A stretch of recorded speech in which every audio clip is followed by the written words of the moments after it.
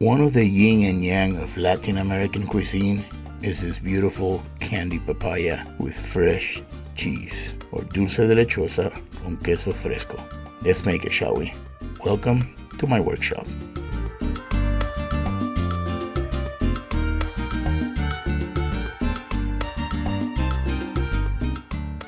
So the story goes, this papaya, candy papaya, originated in San Rafael del Pinal in Venezuela. It was a way to preserve the papaya at that time. It is traditionally made during fall, Christmas, or Semana Santa, or Holy Week. We like to eat it with fresh cheese or queso fresco that we will be making today as well. So let's get started. So the first thing we're gonna do is peel the papaya, cut it open, just take all the seeds out. Then we're gonna cut it like 1/4 of an inch or maybe 1/2 inch pieces, however you prefer. Just make sure they're kind of even so it's evenly cooked while we are candying the papaya. Once that is done, we're gonna put it in, submerge it in water, and in my case, I'm gonna add 2 teaspoons of baking soda. I like my papaya to be translucent and a little gummy or with a little snap to it. You can do it however you like. If you don't like your papaya clear and translucent, you can do it with only 1 teaspoon of baking soda. The baking soda is what's gonna do the trick for this. So I put it for 30 minutes. Again, if you don't like how the papaya ends up in this recipe, you can just do it for 15 minutes and only 1 teaspoon of baking soda. So we're gonna let this here in the water, and we're gonna proceed with the cheese. For the cheese, you need 1 gallon of whole milk. Room temperature is better. And then you're gonna need 2 tablespoons of citric acid or 1/4 cup of fresh lemon juice. I like the citric acid because it doesn't leave any lemon flavor on the cheese. You can also do it with vinegar, again 1/4 cup. And citric acid is very easy to find in any of the stores. It's natural. It's just it sounds kind of weird because it says acid, but it's just the sourness is an acid in dry form. It's kind of white and looks almost like sugar, but it's sour, and it's gonna help with the balance of the cheese, and it's gonna curdle the milk so we can do the cheese. Anywho, the citric acid we have to dissolve in 1/4 cup or 1/2 cup of water. We're gonna bring this milk, we're gonna scald it. That means bringing it to about 195 degrees in medium to medium low heat. This requires patience. You have to constantly move the milk or stir it so it doesn't get burned on the bottom of the pot. Once you're getting to that time, the temperature of 195 degrees, you're gonna add the lemon juice, vinegar, or citric acid. Turn off the heat, stir very softly, and let it curdle.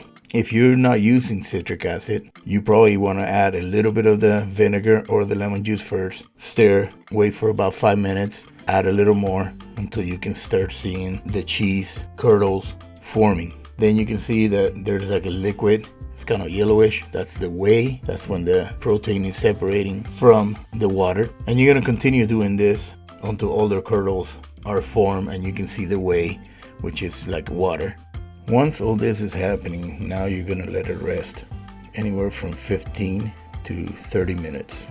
Then you're going to proceed to take all the kernels of the cheese that have formed and put them through a cheesecloth, and then just grab the rest of the pot and pour it through the cheesecloth until you have all the solids in the cheesecloth and all the water or the whey in the bottom of the pan that you are straining.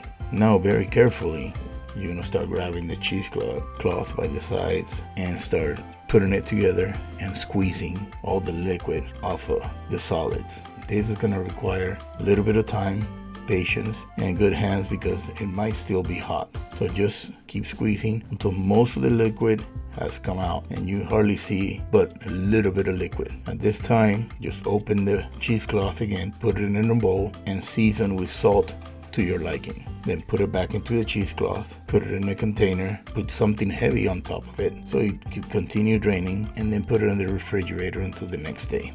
Now that the cheese had time to cool off and you have seasoned it to your liking, take it out of the fridge the next day, unwrap it from the cheesecloth, and look at that. It's gorgeous. It's creamy, it's salty, it's soft, it's delicious. It's a perfect accompaniment to the papaya that we're gonna finish pretty soon here.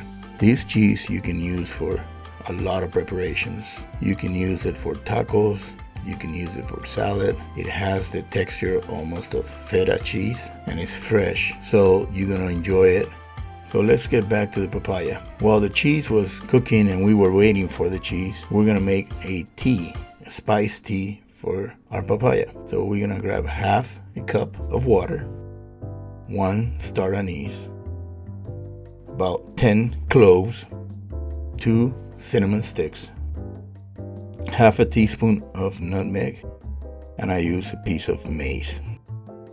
You're gonna bring it to a boil. Once it boils for about a minute, you shut it off and just let it steep.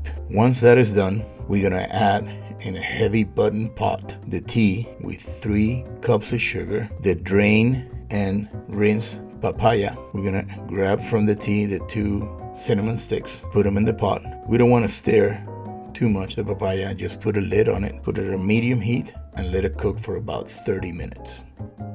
Once those 30 minutes have gone by, open the lid, stir it, make sure the papaya is cooking and everything is getting absorbed and the water is there, because the papaya will let a lot of the water in the papaya out in the pot. Then cover it again and let it go another 30 minutes. When the other 30 minutes have gone by, open the lid. The papaya should be cooked. Now it should have a different kind of color. Then leave the lid off and cook at medium-low heat for about 30 minutes until the caramel starts thickening. The colors are better, and then you can see the papaya is translucent. Once the papaya is to your liking, translucent and ready to go, the syrup is the consistency that you like, shut off the fire and add the vanilla. We don't add the vanilla before because throughout the process all the vanilla is gonna basically evaporate, so we won't feel the vanilla in our caramel sauce. Let it cool off, pour into a container, and enjoy it with your queso fresco.